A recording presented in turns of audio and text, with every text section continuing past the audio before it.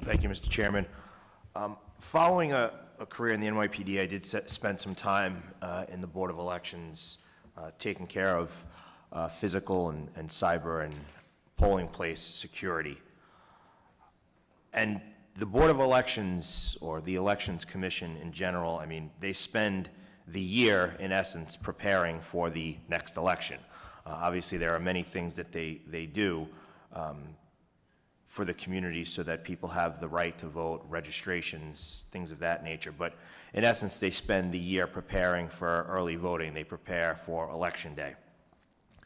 To any of your knowledge, was there ever any conversations amongst the election officials that there could possibly be a ballot shortage? No, sir. Most of the conversation was about the mail-in ballots. We had problems with the mail-in ballots in 2020, getting them counted. So they purchased the $140,000 machine. Most of the attention seemed to be on getting the mail-in ballots right because they're a relatively new thing. That's okay. So it was sort of look here and forget the man behind the curtain type of thing. Okay. So,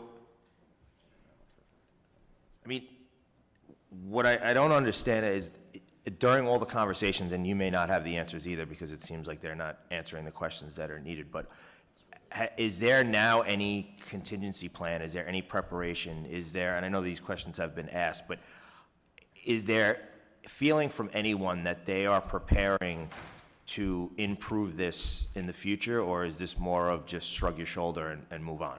We don't know, because when we're asked, they say, we can't talk about it because it's under investigation by the DA. And then, you know, what I remember from the Board of Election hearing is there was public comment, which was great. But then when the public would turn to the Election Bureau head and say, what happened? Who was supposed to order the paper? We can't talk about that. This is only here for public comment. We can't answer any questions.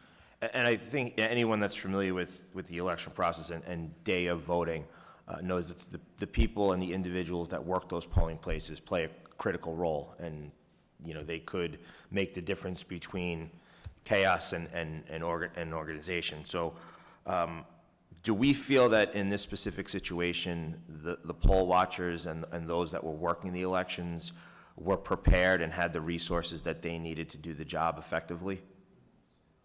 Unequivocally, no. And it would be great if you hold another hearing, or if you come up and hold a field hearing to ask the judge of elections.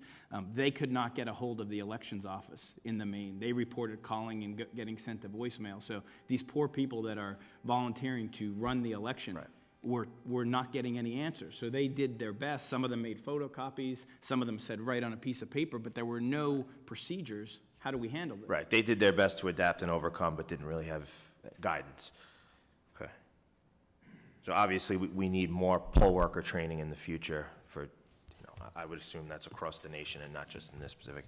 Well, thank you. Mr. Chairman, I yield back.